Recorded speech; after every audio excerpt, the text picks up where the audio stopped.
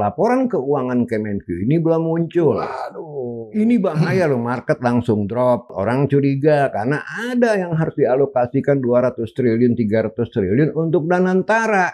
Nah ini kan menjadi bencana. Bukan tidak mungkin dolar lari ke 17.000, 18.000, 19.000, 20.000. Kenapa? Karena fiscal space kita sempit. Betul. Sri Mulyani pasti pusing.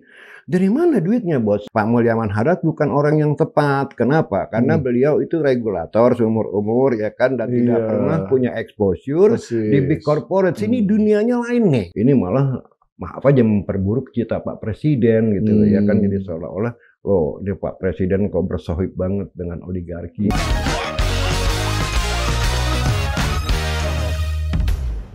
Bismillahirrahmanirrahim. Assalamualaikum warahmatullahi wabarakatuh.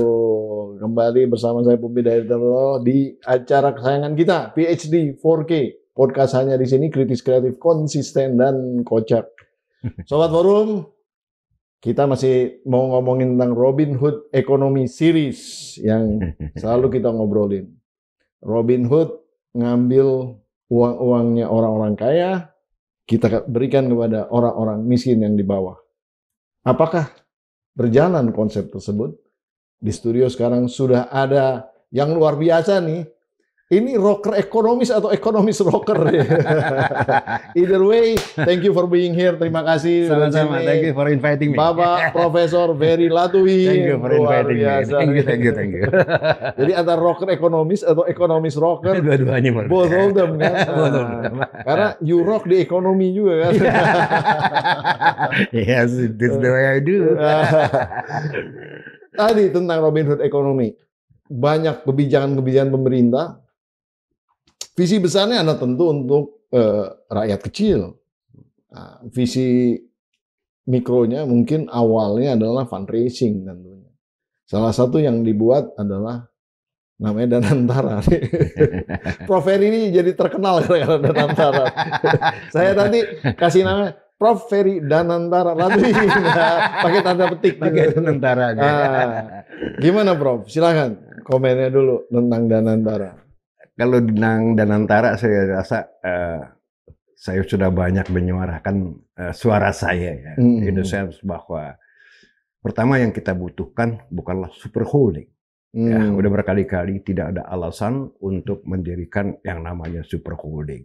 Kalau mengacu kepada warisan statement Pak Sumitro Joyo Hadikusumo, ya, ayahnya Pak Prabowo, yaitu mengumpulkan dividen dari BUMN. Dari net profit mereka 1-5% dikumpulkan dalam suatu baskom, istilahnya dalam suatu cangkang untuk diinvestasikan atau dikelola, ya kan? Nah, kalau emang itu tujuannya, bukan super holding yang kita butuhkan ya. Jadi seperti INA lah ya, Special Purpose Vehicle, ya kan ya. Jadi bukan super holding. Yang kedua, di dalam super holding Danantara ini yang sangat berbahaya adalah dibawanya bank masuk ke dalam rumah ini, ya kan. Bank seperti kita ketahui, ya kan, mempunyai systemic risk yang sangat luar biasa. Kalau satu bank ada apa-apa, jangankan ada kasus ya, ada rumor aja bisa terjadi bank run ya. Ini sangat berbahaya. Jadi saya pernah minta juga agar bank-bank ini dikeluarkan dari Danantara, gitu kan ya. Nah, pertama adalah institusinya berupa super holding bukanlah kendaraan yang tepat. Ya kan, karena yang saya bilang bukan super holding, yang kita perlukan adalah SPV, ya kan, seperti INA. Nah yang kedua, sekarang yang lebih menjadi masalah lagi adalah masalah manpower, ya kan ya. Nah kita lihat di situ nama-nama besar tapi sangat berbau politik, ya kan ya. Seperti misalnya Pak Rosan, ya kan, sebagai Ketua TKN Pak Prabowo, Pak Erick Thohir, ya kan. Oke, fine, mereka memang businessman, entrepreneur, they know how to do business, ya kan. Begitu juga Pandu terkait dengan tamannya, ya, LBP, ya. Fine, Pandu is very brilliant dengan background education yang kinclong dari Stanford, ya kan, pernah nanganin ini itu dan berhasil katanya. Saya nggak worry soal expertise, ya kan. Saya nggak worry soal profesionalisme, ya kan. Integrity mungkin ya orang bisa pertanyakan ya kan dengan melihat lagi track record masing-masing ya kan integrity penting ya bos ya kan. Nah, apalagi ini mengelola uang atau aset yang sangat besar gitu kan. Nah yang paling parah adanya tadi political flavor ya dari orang-orang ini ya kan. Jadi kayak kita nggak bisa lepaskan jaket politik dari orang-orang ini gitu loh ya kan. Nah udah gitu lebih ini lagi bombastis lagi dipasang 3 presiden ya kan sebagai pengawas lah mungkin ya kan tambah politiknya tambah kental kan gitu ya. Saya ini ngasih masukan kalau saya salah boleh dikoreksi ya. Ya ini saya sebagai insan pasar modal sebagai ekonomis saya melihat itu hal-hal yang negatif gitu loh ya. Nah selebihnya lagi kembali lagi kalau kita mau ngomong ya kan saya tidak pernah tahu visi misinya apa ya kan.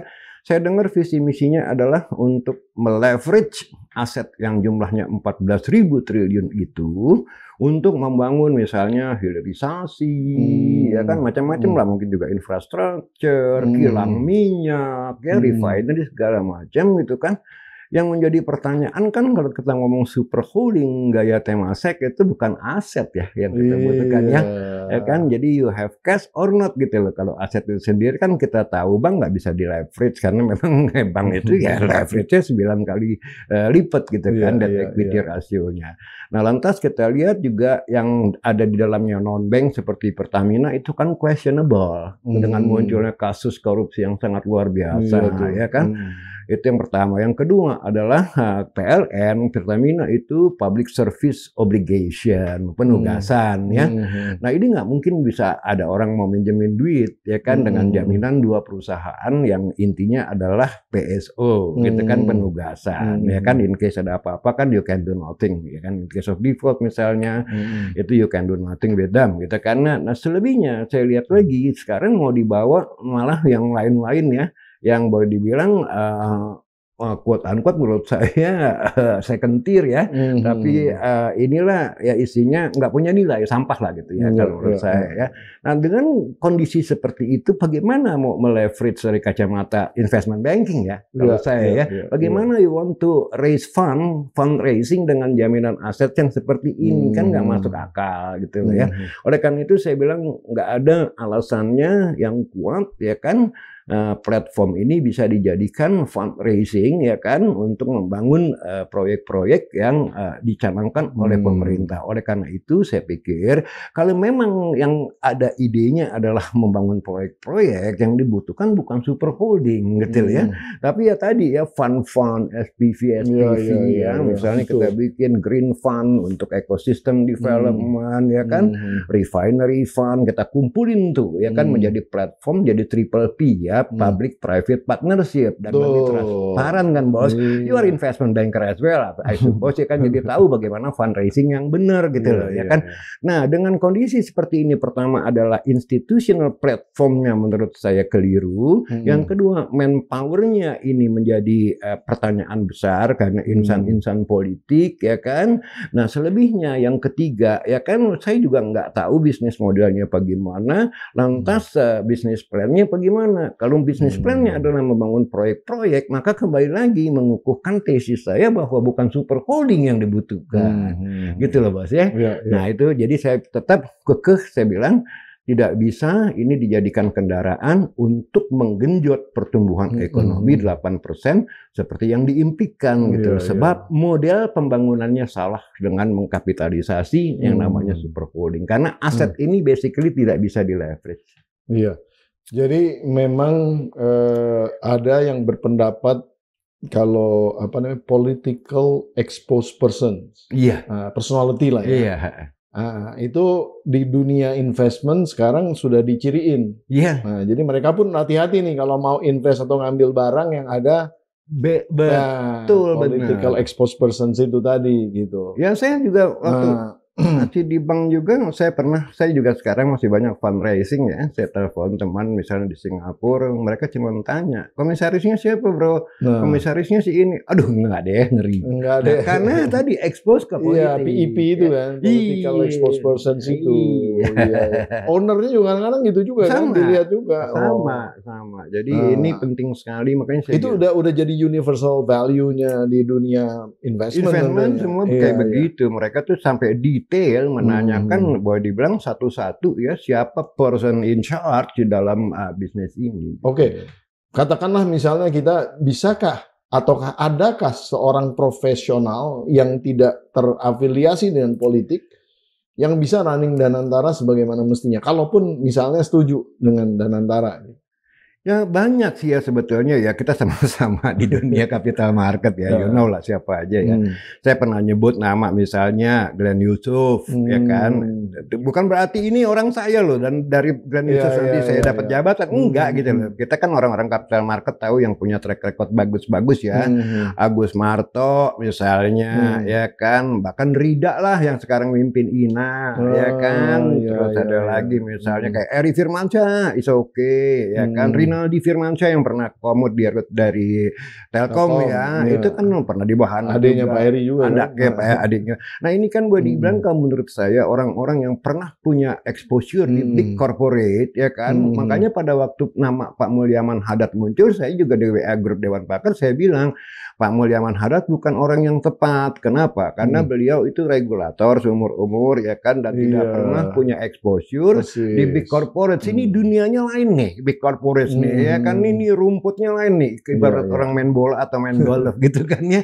Jadi ya saya bilang seharusnya adalah orang-orang ini, karena apa? Nama itu matters a lot. Ya kan kita tahu lah satu company besar, mau Google, mau Apple, begitu CEO-nya diganti aja, itu sahamnya bisa nyemplung ya kan, atau terbang. Nah karena nama tadi, padahal corporate-nya kan sama aja gitu kan ya, pada saat pergantian. Nah makanya saya usulkan gini, kalau memang Danantara mau jalan terus, sebaiknya tidak orang-orang yang ada di dalamnya tidak terkesan punya political program, ya kan? Kan banyak orang gini bos sekarang, oh ini buat 2029 ya.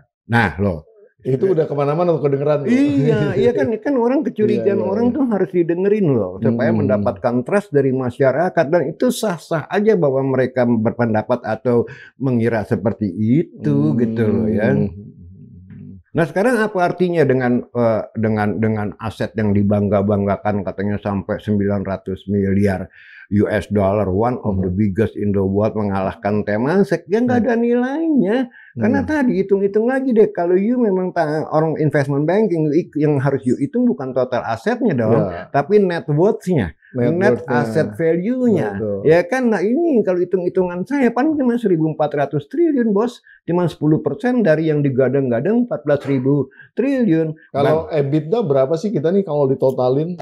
Ya gini aja lah bos. Kalau dari EBITDA aja kita hitungnya sebenarnya. Kita bisa hitung dari EBITDA. Sekarang gini, kalau total aset 14.000 triliun, sementara pembayaran dividen kepada negara ya kan sebagai pemilik ya kan cuma 81 triliun, berarti kan return on asetnya itu cuma 0,6%, 0,7%. Nah artinya apa? Aset-aset ini tidak punya nilai, ya kan ya. Ya kan jadi kan aneh. Opportunity-nya kecil sekali. Kecil. Orang kan nggak ngeliat opportunity itu. Exactly, orang nanya ya kan, ya kayak sejarah Temasek lah. Kalau sejarah Temasek kan bukan seperti ini. Sejarah Temasek kalau menurut saya adalah akibat daripada individual business unit yang ada di dalamnya tadi ya, sendiri-sendiri memang making money, maka abundant dividen, maka dibutuhkanlah satu ruang yang namanya super holding untuk mengelola dividen yang abundant tadi. Bukan untuk project juga, bukan untuk mendirikan company juga, bahkan dari dividen ini mereka bisa beli saham Google, Nvidia, Apple, whatsoever yang dirasa seksi oleh super holdingnya. Termasuk Telkomsel kan singkat. Ya, termasuk Telkomsel misalnya. Ya, jadi nggak harus membangun proyek negara gitu loh ya. Nah oleh karena itu saya bilang mendirikan super holding yang namanya Danantara itu menurut saya dari kacamata bisnis, dari kacamata investment udah salah kaprah. Nah, malah sekarang menimbulkan kecurigaan yang lebih lanjut. Seperti kita ketahui tadi masih beredar rumor bahwa laporan keuangan Kemenku ini belum muncul. Waduh. Ini bahaya loh, market langsung drop gitu kan ya. Kenapa belum muncul? Orang curiga karena ada yang harus dialokasikan 200 triliun, 300 triliun untuk Danantara. Nah, ini kan menjadi bencana. Ya kan sejak awal saya udah bilang ya kan market bereaksi negatif. Contohnya adalah sekarang bank-bank yang masuk di Danantara ya kan begitu dengar ada Danantara dan bank-bank itu masuk ke dalamnya itu langsung orang sell bos. Ya udah sell down habis-habisan sampai ini hari pun belum berhenti tadi pagi mereka sell Bank Mandiri, BNI, indeks juga. Indeks juga nyeblok ya karena tadi Goldman Sachs kemarin juga udah mendowngrade market kita sebelumnya Morgan Stanley. Yang saya khawatirkan adalah kalau sovereign rating kita di downgrade bos dari triple B 1 notch lower aja itu bisa menendang dolar ke 20.000. Waduh. Nah ini analisa gini saya ngomong berdasarkan fakta dan logika. Saya bisa salah dan kalau Anda punya antitesis silahkan ya kan. Tapi saya ngomong logis. Nah, kalau ini sampai di downgrade dari triple B yang udah investment grade 1 notch lower, bukan tidak mungkin dolar lari ke 17.000, 18.000, 19.000, 20.000. Kenapa? Karena fiscal space kita sempit. Betul. Kita nggak punya duit. Nah, kalau utang jatuh tempo aja tahun ini 800 triliun. Defisit 616,7 triliun. Ya kan? Nah, udah gitu ada masalah lagi dengan pembengkakan defisit ini BI menjadi tidak independen, Bos. Ya kan? Karena BI membeli SBN, surat berharga negara. BI itu untuk membeli SBN atau SUN dia jual SRBI. Kan ini lucu gitu loh ya. BI jadi artinya independensi BI ini yang tadinya intact sekarang terpaksa digrogotin dan ini bahaya. Gitu loh. Makanya saya takut ya sovereign rating kita di downgrade dan bukan tidak mungkin. Jadi saya di sini ngomong sebagai ekonom, sebagai investment banker memberikan warning kan kepada saya tidak mau pemerintah ini goyang. Saya tidak mau presiden saya digoyang. Sebab apa, Bos? Ongkosnya mahal. Kalau sampai pemerintah jatuh, presiden jatuh, itu aduh NKRI bisa bubar gitu loh ya. Jadi saya memberikan masukan, ya mungkin bisa dianggap kritik ya nggak apa-apa, tapi please pahami masukan saya. Seandainya saya salah, bikin antitesis yang lebih baik. Ada analisa yang lain. Ada analisa yang lain. Nah, Pak Berry, kalau 20.000 itu krisis dong ya? Ya pasti krisis in the sense ya istilahnya boleh dibilang itu mengalami depresiasi dari 15.000 ke 20.000 kan sebetulnya 33%. Siapa yang bisa nge-hedge gitu lagi ya? 20.000 nah, lebih bahaya lagi. Dolar. Lebih bahaya lagi saya lihat cadangan devisa kita itu depleting. Ya kan terus drop dan sangat sharply ya. Nah mungkin cadangan devisanya dipakai untuk menahan rupiah ya kan intervensi oleh BI. Ya mungkin juga kembali asing yang keluar banyak, ya kan? Capital flight yang banyak. Nah, auranya sekarang dengan negara kita ini, dengan ekonomi kita sangat buruk. Oleh karena itu saya khawatir pemicunya adalah downgrade dari rating agency seperti Moody's, S&P, and Fitch, ya kan? Yang menendang dolar ke 20.000 dan saya akan terjadi kepanikan masyarakat dan takutnya kalau muncul yang namanya saya sebut black swan ya kan dari kepanikan tersebut masyarakat turun ke jalan memprotes karena kita tahu banyak PHK sekarang juga ya yang gue katanya harusnya THR gitu kan sekarang banyak yang tidak memberikan THR katanya ya kan artinya apa di ekonomi the outlook of the economy is not good, ya kan, is not rosy at all, gitu kan. Nah kita sering kali saya rasa pemimpin-pemimpin kita ini selalu menggadang-gadang negara kita ini negara kaya dengan natural resources-nya, ya. Apa aja kita punya, ya kan, dari boksit, nikel, timah, whatsoever. Dan itu yang selalu saya dengar ya sebagai satu alasan kenapa kita bisa jor-joran, gitu kan ya. Ya kan? Nah program pemerintah ini kan program yang boleh dibilang maaf aja kembali lagi program jor-joran, misalnya makan bergizi gratis, ya kan? Pak Dadan Hindayana sebagai ketua Badan Gizi Nasional bilang, wah kita perlu 25 triliun tiap tiap bulan untuk mendanai MBG. Nah masalahnya kan Sri Mulyani pasti pusing. Dari mana duitnya, Bos? Ya kan 25 triliun berarti 300 triliun tiap tahun, dan ini sama sekali kalau saya bilang tidak bermanfaat sama sekali. Ya kan program yang besar-besaran ini, ya kan. Misalnya adalah semua mau di-cover seluruh Indonesia, bahkan anak-anak yang di kota besar pun mendapatkan. Padahal mereka tidak membutuhkan kalau menurut saya. Satu, ya kan ya. Nah, yang kedua juga kembali lagi buat mereka yang boleh dibilang di kota-kota urban, di kota besar, Jakarta, Medan, Semarang, Surabaya, atau second city lah ya, yang lebih kecil-kecil lagi. Mereka tuh juga nggak pernah meminta dan orang tuanya mampu memberi makan, ya kan? Oleh karena itu saya kasih saran alternatif, bikin sistem voucher aja, ya kan? Dan dialokasikan kepada memang mereka membutuhkan di daerah-daerah tertinggal. Kan banyak bos di Indonesia Timur, biasanya itu memang membutuhkan loh. Ya kan, buat mereka mungkin nggak 10.000 dikasih 20.000 kan masih affordable, karena kan kita nggak cover semua. Mungkin uang yang dibutuhkan cuma 10-20 triliun udah cukup, kan? Artinya rasionalisasi program MBG ini tidak bisa kita jor-joran. Ini kan artinya kita mensubsidi mereka yang mampu, ya kan, kayak BBM kan dikritik. Kalau yang mampu ini kan dapat subsidi. Loh, kenapa makan bergizi gratis tidak dikritik? Itu kan jadi pertanyaan saya, ya karena.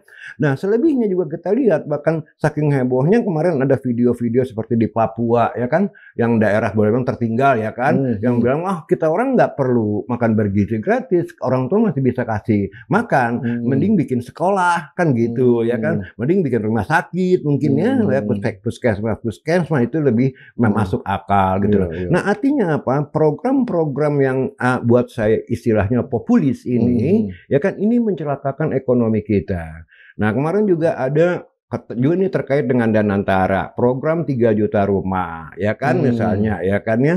Nah, ini katanya mau pakai atau menyinggung-nyinggung nama Danantara. Ini memperburuk nama Danantara. Satu, ya kan. Yang kedua juga yang namanya program perumahan ini harus melihat kondisi ekonomi. Ya kan, kenapa? Saya bilang rumah ini derive demand gitu loh ya. Kalau ekonomi naik, pelan-pelan income per kapita naik, maka kebutuhan akan shelter itu tinggi naik, ya kan. Jadi yang namanya housing is driven by demand, bukan oleh supply, gitu kan? Ini kan kita mau supply, seolah-olah ya kita lihatlah subprime mortgage crisis di Amerika, Go Cities di China, ya kan? Logikanya adalah bahwa demand ini yang drive the housing market, bukan supply. Kalau kita supply takutnya akhirnya nggak laku, ya kan? Akhirnya jadi rumah hantu kan gitu. Di Cina aja yang demandnya gede, masih persoalan itu. Masih persoalan karena oversupply again gitu loh ya.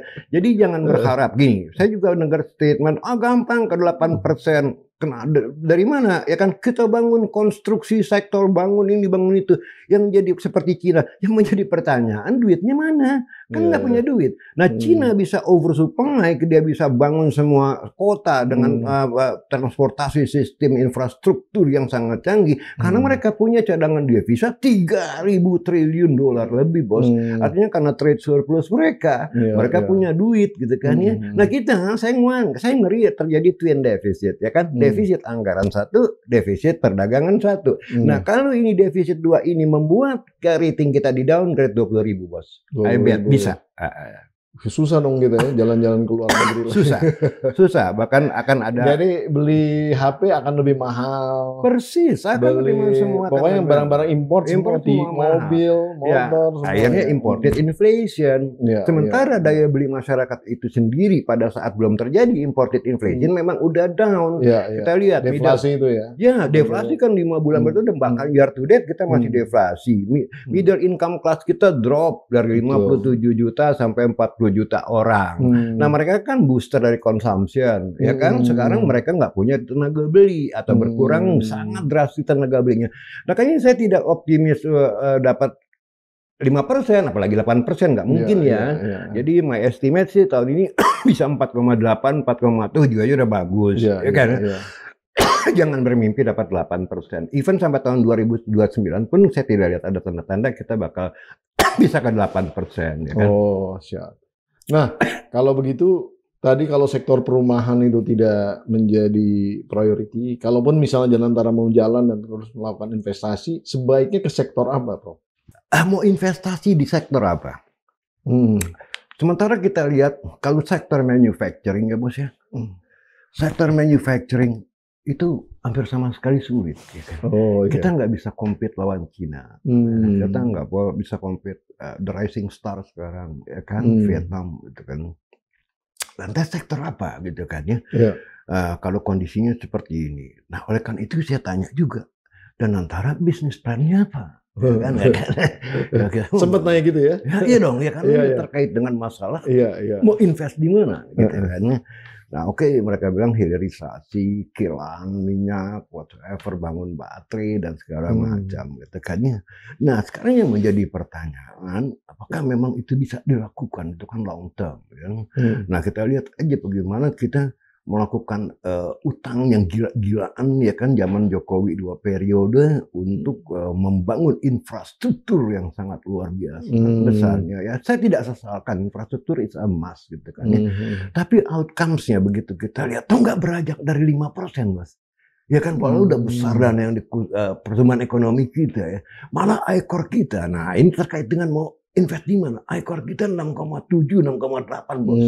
Artinya apa? Multiplier efeknya kan kecil sekali untuk menciptakan lapangan kerja, ya. Nah, saya pernah mengusulkan, misalnya adalah, ini juga dari saya punya hopelessness ya, terhadap apa sih yang mesti diinvest. Saya lihat menjadi hot issue sekarang ini, apalagi nanti setelah NDC ya, 2030 Paris Agreement, itu nature, bos, ya, karena carbon credit, ya. Ya, jadi saya udah usulkan, kita harus bangun ekosistem, ya kan, seperti hutan, mangrove, ya kan, alga, gambut. Nah, kalau project development itu bisa kita bangun di situ, yang menjadi kekuatan kita adalah mother nature, alam, dan uangnya adalah carbon credit, investor akan masuk untuk mendapatkan carbon credit. Saya pernah bicara di forum-forum, mungkin setelah 2030, kita bisa nyetor kepada negara sekitar 2.000 triliun. Ya kan, dari sovereign carbon credit milik negara. Dan kalau itu yang kita lakukan, bos, misalnya kita menanam kembali hutan-hutan kita, mangrove kita, gambut kita, itu kita bisa gaji, ya, rakyat setempat yang mengawasi pembangunan ini itu 3 kali UMR. Iya. Nah, ini kan luar biasa, multiplier. Creating green jobs, ya. Creating green jobs, ya kan. Ini luar biasa, bos, ya. Nah, oleh karena itu saya fight for that, ya kan. Bahkan sampai sekarang saya udah bikinin pitch deck-nya semuanya, tinggal diegolkan, gitu kan. Nah, ini bisa menjadi game changer bagi ekonomi kita, ya kan ya. Pertama adalah kita punya comparative advantage, yaitu mother nature menjadi paru-paru dunia. Yang kedua adalah duitnya dari mana? Dari investor asing, ya kan, yang kita pakai untuk membangun ekosistem kita. Uang ini mengucur ke rakyat. Rakyat mempunyai tenaga beli dan segala macam. Nah, cuman ada ketidakpahaman dari para pentolan-pentolan kita. Misalnya gini, kemarin kok JP itu 20 miliar nggak ngucurin seperak, ya. Ya, karena cangkangnya nggak ada. Tapi kan JP juga semua adalah sesuatu yang aneh gitu. Iya. Itu kan untuk retirement power plan kan. Iya. Ya, retirement power plan. Retirement early itu. Ngapain retirement early? Iya, gini. Biarin aja retire sendiri gitu sebenarnya. Tapi we have to start somewhere gitu kan ya, untuk sesuatu yang memang belum pakai tenaga batu bara, ya kan ya. Nah, ini kan mendapatkan carbon credit lagi. Setuju. Nah, cuman masalahnya kembali lagi, JP mau cangkangnya mana di Indonesia kan nggak ada. Kan? Oleh karena itu saya bikin green fund. Nah, harus ada cangkangnya yang mereka bisa make a deal with, ya kan? Kalau enggak sama pemerintah siapa? Saling tengok, kan begitu, ya kan? Nah, institusinya ini harus ada, gitu loh kalau ngomong. Nah, terkait juga dengan yang lain mengenai masalah pembangunan. Tadi kan bos tanya, ya kan, pembangunan di sektor apa? Bos, orang lupa. Sektor yang menghasilkan devisa paling besar adalah tourism, pariwisata. Ya kan, tapi ini kan kagok, nggak tahu modelnya apa gimana. Saya bilang, saya akan bikin apa yang namanya Ecotourism Fund. Really? Karena apa? Iya, kan saya lihat di Maluku sana, Raja Ampat, ya kan, saya pernah juga ke Pulau Kabaina, itu sebetulnya lautnya bagus, bos, indah, ya kan. Bahkan ada temen, ini dia bangun cottage di Pulau Alor, ya, dengan charge satu orang bisa 5 juta per kepala, itu dibeli oleh domestik, bos. Ya kan, artinya apa? Sampai dia dapat kredit lagi untuk membangun 17 cottage, mulai dengan 5 cottage, ya kan. Artinya apa?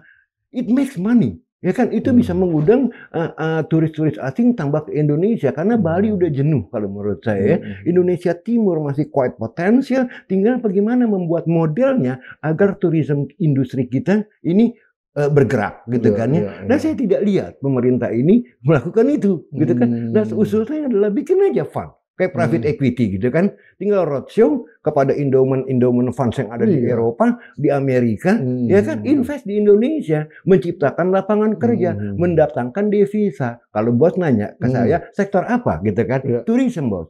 Nah ini apa, labor intensif, ya kan?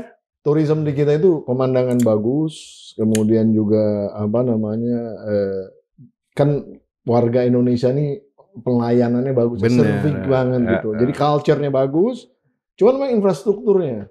Kadang-kadang ada pemandangan bagus, itu pelindung-pelindungnya nggak dibuat, tangganya nggak ada. Itu sebenarnya harus diperbaiki juga. Iya, nah itulah makanya kita perlu investasi di sana dengan serius. Dan yang bisa melakukan investasi dengan serius itu swasta, bos. Karena kalau ngademilin pemerintah daerah dikasih duit, yang ada dicuri, bos. Ya kan kembali lagi dikentit lah ya. Akhirnya kan nggak pernah jadi, dan itu udah mentality birokrasi kita. Dikasih duit untuk membangun jalanan harusnya 10 juta, ya kan, ya paling dia beli semen dan macam-macam habis 3 juta, 7 jutanya bagi-bagi kan gitu. Nah itu udah public secret, orang semua udah tahu semua gitu. Oleh karena itu saya desak bikin platform yang namanya Triple P melalui SPV tadi, ya kan, public private partnership, ya kan, untuk membangun misalnya kayak inilah ekosistem tourism, ya kan. Nah itu auditnya gampang, ya kan, transparansinya gampang, governance-nya gampang, ya semua, everyone knows that. Jadi bukan dengan tangan pemerintah full. Kemarin itu beredar juga tuh list daripada proyek-proyek yang menjadi proyek strategis nasional. Ada beberapa, termasuk juga ada yang tentang CCS, CCUS, ya, terus kemudian juga ada berbagai. Nah, apakah itu nanti si duit yang didapat dari Danantara untuk ke PSN ini, Prof? Gini ya, kalau ngomong CCS, CCUS itu kan terkait dengan karbon, ya kan ya. Ada teknologi driven, yaitu CCS, CCUS, ya kan, bagaimana masukkan karbon ke dalam tanah, gitu kan. Ada natural based solution, ya kan. Nah, setahu saya yang teknologi driven tuh mahal, bos. Ya kan, cost-nya per ton tuh bisa $100, sementara harga karbonnya global market mungkin cuma $10, $5, ya kan, itu over the counter ya, nggak ada bursa. Tapi kan ada PSN yang lain. Itu nggak update ya infonya? Enggak, saya nggak update. No worries. Kita nggak masuk situ. Oke. Nah, kalau pertanian gimana, sektor pertanian menurut Prof? Karena kan bagaimanapun juga pertanian bicara ketahanan pangan, kemudian juga berhubungan dengan makan bergizi gratis gitu ya. Jadi kan sebenarnya bisa saling menunjang gitu. Ya kalau pertanian kan kita udah lihat juga ya, hasil tani kita harganya jauh lebih mahal dari hasil tani Thailand. Misalnya jagung, ya kan, jagung kalau di Thailand tuh per kilo misalnya 1.600, di kita 3.200, 3.000. Artinya apa? Cost of production-nya kita, ya kan, itu 2 kali lipat dari negara-negara lain tetangga kita, gitu kan ya. Pertanyaan kan jadi begini, does it make sense? Kan nggak make sense, ya kan, karena membebani konsumen kita sendiri, gitu kan ya. Nah oleh karena itu, pertanian kan pernah juga dibilang, kita akan bangun food estate dengan 20 juta hektar, ya kan, Kalau menurut saya sih fine aja, gitu kan ya. Itu menurut saya maybe a dream, gitu ya kan. Apalagi kalau ada hutan yang dibabat, gitu kan, lokasi meters di mana, gitu kan, transportation, logistik kan, kita ini bukan satu daratan kayak Cina, bos, gampang ya kan, ini kan terdiri dari pulau-pulau, ya kan, betul. Wah itu logistik tuh bisa bikin mahal dari hasil produksi tani kita, gampang gitu ya. Dan ironi juga ya kalau misalnya petani harganya lebih mahal daripada Thailand, tapi kayaknya petani jarang kedengaran sejahtera juga tuh ya. Jadi ironi juga itu sebenarnya. Ya. Ini kembali lagi dari awal itu sejarah meters ya, saya bilang ya, dari awal sebetulnya Orde Baru itu udah bagus ya, kita udah bisa swasembada ya zaman Soeharto ya. Ya kan kita jangan melihat orang jeleknya aja lah. Suatu juga ada jasanya ya. Nah dalam tahun 82-83 itu kita sempat swasembada pangannya, dan itu juga kalau nggak salah melalui program transmigrasi. Iya. Ya kan ya, dari Jawa dipindahin ke Kalimantan atau ke pulau-pulau lain dikasih 2 hektar, 3 hektar per kepala keluarga gitu kan ya, sehingga mereka bercocok tanam gitu kan ya. Dan itu mungkin bisa dijalankan dengan sistem ini lagi gitu loh kalau kita ngomong pertanian ya. Transmigrasi is a must gitu kan, karena kan semua penduduk nih berkumpul di Jawa ini, bahkan 60% kan ada di Jawa, setahu saya kan ya. Selebihnya tuh kosong, bahkan kalau mau lihat Kalimantan very thin population ya kan. Lantas kalau ngomong hilirisasi juga itu jadi bencana sebetulnya ya, nikel itu ya.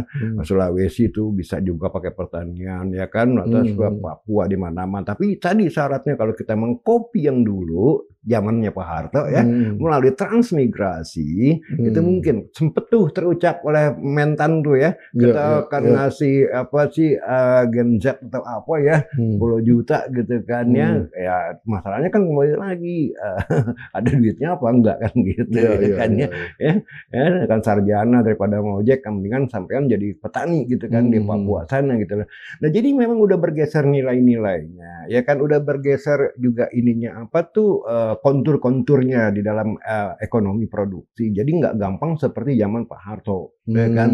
Nah pada waktu itu kita belum terlalu padat populasinya ya kan, sekarang kan 280 juta manusia ya kan.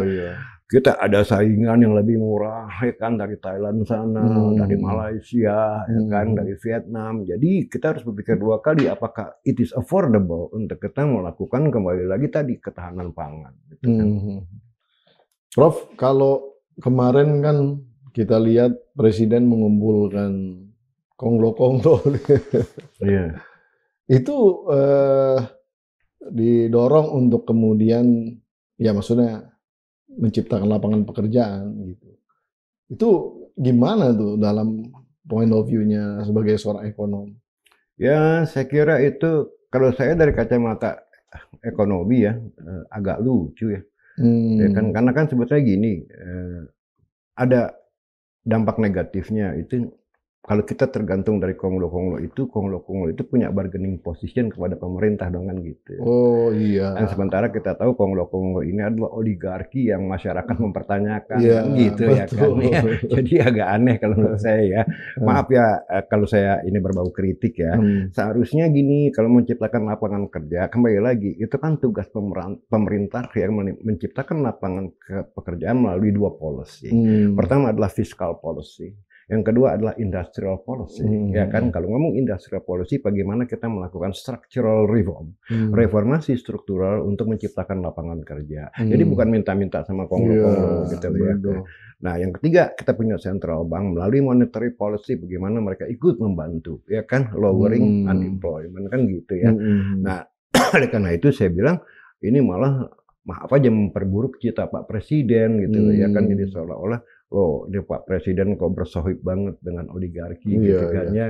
Jangan-jangan ada ya, ini maaf ya, ini bisa aja persepsi masyarakat seperti itu gitu loh ya. Nah tapi sulitnya memang maaf aja ya bos ya, aku bilang memang kita dari awal sejak Pak Harto jatuh gitu kan, kita memasuki era reformasi itu hampir nggak ada yang namanya economic planning jangka panjang ya kan ya. Karena di era demokrasi ini kita lihat bagaimana setiap elit itu berusaha mendapatkan posisi ya kan, mendapatkan kemenangan gitu kan ya, sehingga ya ekonomi nomor 2 gitu kan ya. Tadi saya bilang misalnya kasus Sritex itu bukan ini hari terjadinya, itu lihat panjang sejarahnya tuh ya kan, bahwa kita akan ada saingan, manufacturing output kita declining, nah baru meledak ini hari. Nah sekarang kan pemerintah mau bail out nih misalnya ya. Bagaimana Sritex kita bail out nih, atau ada orang yang mau bail out ya kan. Masalahnya kembali lagi industri ini tidak seksi. Udah sunset. Gitu ya. Jadi akan terjadi PHK lagi gitu. Kayak gitu sih. Oke, pemerintah you fight for that supaya tidak ada PHK. Tapi pertanyaannya can it survive or not gitu kan. Bisa survive kan. Ya memang industri di Indonesia persoalannya itu adalah dalam konteks basis menjaga pasar sebetulnya. Dengan adanya penyelundupan tidak dibereskan dengan baik. terus misalnya cukai-cukai ilegal itu sebenarnya masalah penegakan hukum. Kalau menurut saya, kalau misalnya itu dirapikan dan orang bisa melakukan basis industri dengan sebagaimana mestinya begitu ya. Saya rasa nggak akan terjadi penciutan industrial development kayak sekarang ini gitu. Betul sekali. Saya lihat juga gini lah. Kalau ngomong industri semacam tekstil, ini kan labor intensif. Betul. Ya satu ya. Once labor intensif, pertanyaannya labor productivity. Betul. Ya kan ya. Nah ini tidak didukung. Kenapa? Mesin-mesin tekstil kita ini tergolong tua, Bos.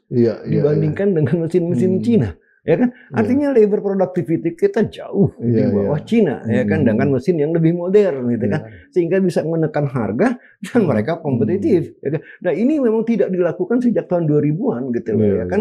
Terkenal kan Bandung tuh outlet segala macam gitu kan ya. Nah, mereka harus Ciampelas tuh ya. Iya, Ciampelas jangan Dago, ya kan, sampai kemana-mana. Ya, Dago yang rumah-rumah Belanda dulu, ya kan. Zaman saya muda gitu kan, sekarang jadi outlet kan sedih banget gitu.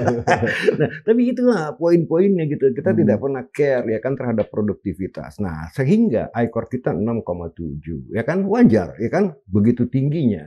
Nah, sekarang pertanyaannya dengan ICOR yang segitu tinggi, kita mau invest apa gitu loh, ya kan. Bahkan saya waktu beberapa waktu lalu masih di Hang Tuah sebagai Dewan Pakar itu kan sempat diundang makan sama American Embassy, orang-orangnya ya, ekonomnya ya kan, Japanese Embassy, Belanda Embassy. Nah, yang menarik adalah Amerika bilang, waduh, sebenarnya kita tertarik membangun semiconductor industri di Indonesia, ya kan? Tapi kenapa kita pada akhirnya kan banyak yang pindah, akhirnya udah sign MOU pindah ke Malaysia gitu kan ya. Nah karena tadi labornya adalah boleh bilang labor yang berpendidikan kalau untuk industri itu ya kan, dan kita tidak bisa deliver gitu, kalah dibandingkan dengan Malaysia gitu kan ya. Nah di sini kan jadi pemantiknya adalah pendidikan, ya kan. Nah kusut ekonomi kita ini khusus, maaf aja ya, menurut saya demokrasi ini akhirnya menjadi, katakanlah ya, bukan menjadi pendorong ekonomi growth, malah jadi pelemah, ya kan. Contoh, maaf aja, saya bukan pro Pak Harto atau siapapun juga ya. Zaman one man show kayak Pak Harto, itu average growth kita 6,5%, Bos. Sekarang kita mau 5% aja, setengah mati ya. Nah, jadi saya lihat di sini ada faktor-faktor yang boleh dibilang non ekonomis menekan faktor ekonomis gitu ya. Seperti asik berpolitik ya kan, asik merangkul elit-elit ya kan, berdansa-dansa lah istilahnya ya. Sehingga lihat bahwa di ekonomi is collapsing. Ada satu titik di beberapa tahun lalu di mana orang sudah mulai bisa menyampaikan terjadinya independensi antara dunia politik dengan dunia ekonomi. Nah, namun belakangan merging lagi nih. Nah, ya kan, udah terjadi diverging, tapi kalau merging lagi nih sekarang. Jadi actions daripada dunia politik ternyata sangat berpengaruh ke dunia ekonomi. Karena apa? Karena banyak tadi politicking yang masuk ke sektor bisnis, BUMN, kemudian juga ya ekonomi yang lainnya gitu. Nah, ya kan, gimana menurut Prof? Ya, sepakat banget nilai-nilai itu sekarang begini. Jadi kemarin ada tulisan yang bagus tuh, bagaimana menjadi kaya lewat corruption channel gitu kan ya. Ya kan sekarang kan istilah begini, you want to do business, ya kan kamu harus punya orang politik kan gitu, ya kan ya. Jadi kalau nggak ada politik behind you, jangan doing business gitu kan, nggak akan jalan ya. You do not make money lah istilahnya. Nah itu yang bahaya karena sudah menjadi nilai-nilai. Mau bisnis apa aja, please man, gandeng bupati, gandeng gubernur, ya kan, gandeng menteri, gandeng siapa, ya kan. Bahkan di dalam kabinet ini kan ada rumor-rumor yang mengatakan, oh ada orangnya itu 7 orang, orangnya itu 8 orang ya. Nah you are right. Jadi ini jadi connected lagi antara bisnis dan politik, dan ini sangat berbahaya. Iya. Padahal itu sebenarnya dulu udah bagus gitu kan, udah mulai diverging, tiba-tiba balik lagi. Ya kalau saya bandingkan sejarahnya dengan sejarah dari Orde Lama, Orde Baru sampai Orde Reformasi ya, memang di dalam Orde Baru itu nggak semuanya sempurna. Ya kan banyak orang komplain juga ya bahwa Soeharto tidak memperhatikan hak asasi manusia gitu loh ya. Nah, tapi di situ pragmatisme Soeharto harus kita akui, ya kan, bahwa ekonomi kita bisa tumbuh 6,5%, ya kan, dengan istilahnya mungkin you can say diktatorship dia gitu loh, tapi rakyat boleh bilang nggak kelaparan, bahkan sempat swasembada pangan, ya kan. Alokasi dari pendapatan minyak, ya kan, memang ada korupsi zaman Ibnu Stawo ya, tapi nggak sih gigantis sekarang, Bos. Gila, bener loh. Ya, dengan duit minyak kita masih bisa membangun, ya kan pada waktu itu ya. Nah sekarang kan dengan kasus Pertamina aja kemarin bagaimana akibat ya tadilah ya kan 193 triliun per tahun, ya kan, itu 200 triliun per tahun, kalau 5 tahun aja 1000 triliun loh, Bos. Uang yang menguap yang seharusnya menjadi milik rakyat gitu kan. Nah ini kita tidak bisa lepaskan dari kacamata demokrasi. Demokrasi adalah kesempatan untuk para mereka yang punya kesempatan. Ya kan? Ya kan? Nah inilah ya tadi saya bilang, jadi politik dan ekonomi ya berkaitan gitu. Padahal sebetulnya market driven itu nggak pengaruh sama politik sebetulnya. Kalau kita bisnisnya dalam konteks market driven. Iya, kalau market driven tuh yang sebetulnya fenomenal itu sebetulnya antara market dan state itu Cina. Oh, betul. State-nya kuat, iya, benar. Iya, kapitalisme itu. Jangan macam-macam lo, korupsi gue hajar ya kan ya. Tapi ya selebihnya lo market mechanism. They have to compete with each other. Mereka harus kompetisi loh satu sama lain. Nggak ada monopoli. Gitu. Luar biasa nih Pak. Tercerahkan juga kita ini. Mungkin ada beberapa patah kata yang disampaikan kepada audiensnya PhD 4K tentang bagaimana sih kita melihat prospek ataupun harapan daripada ekonomi Indonesia ke depan. Silakan. Gini, langsung ke.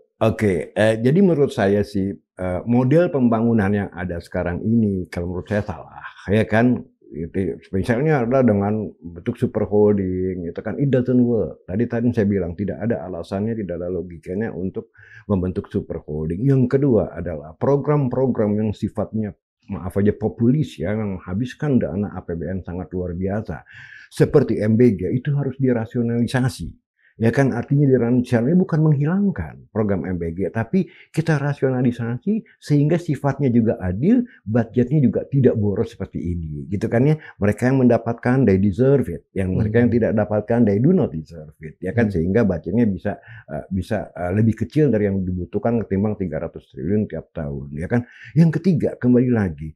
Yang matters a lot untuk investor itu birokrasi, Bos ya.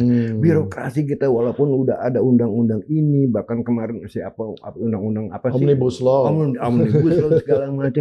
Ternyata prakteknya di lapangan itu tidak gampang. Ya kan ya. Kembali lagi masih kusut. Nah, yang keempat selanjutnya adalah changing regulation. Itu jangan terjadi. Ya terlalu kan? Cepat ya. Terlalu cepat. Sebab saya pernah jadi korbannya gitu kan ya. Regulasi ini hari begini, besok dirubah. Investor kabur, Bos. Ya kan ya. Nah oleh karena itu kembali lagi secara total saya mau mengatakannya dengan situasi global seperti ini, dengan situasi market seperti ini, dengan dolar seperti ini, pemerintah seharusnya memikir ulang ya kan kebijakan-kebijakannya supaya menarik investor masuk, memperkuat pemerintah itu sendiri, memperkuat presidennya sendiri, sebab saya tidak mau terjadi kaos, ya kan? Kalau terjadi kaos ini ongkosnya jauh lebih besar. Jadi saya harus tetap berpihak kepada presiden harus kuat, pemerintah harus kuat supaya tidak terjadi kaos, sebab kalau terjadi kaos NKRI bisa bubar, Bos. Ya kan? Oleh karena itu tadi saya kita nggak mau lah itu. Kita nggak mau itu, ya kan? Nah saya juga siap memberikan masukan-masukan kepada pemerintah seandainya dibutuhkan. Luar biasa. Sekali lagi terima kasih sudah bergabung dengan kami di studio nih, Prof. Jangan bosan-bosan nih, nanti kita akan undang lagi nih. Thank you so much for inviting me. Nanti kita ajak minum lah ya, minum beneran. Tadi soal batuk soalnya. Thank you. Terima kasih. Nah, Sobat Forum, tadi itu adalah Profesor Ferry Latuhihin yang luar biasa menjelaskan bagaimana konteks perekonomian Indonesia ke depan, dan mudah-mudahan ini bisa menjadi catatan-catatan yang dimanfaatkan oleh pemerintah di dalam konteks membangun ekonomi yang lebih berwibawa, berdikdaya, dan juga maju dan menuju Indonesia emas ke depan. Saya Pembeda Hidayatullah undur diri, PhD 4K, selalu nonton ya di episode berikutnya. Wassalamualaikum warahmatullahi wabarakatuh. Keren.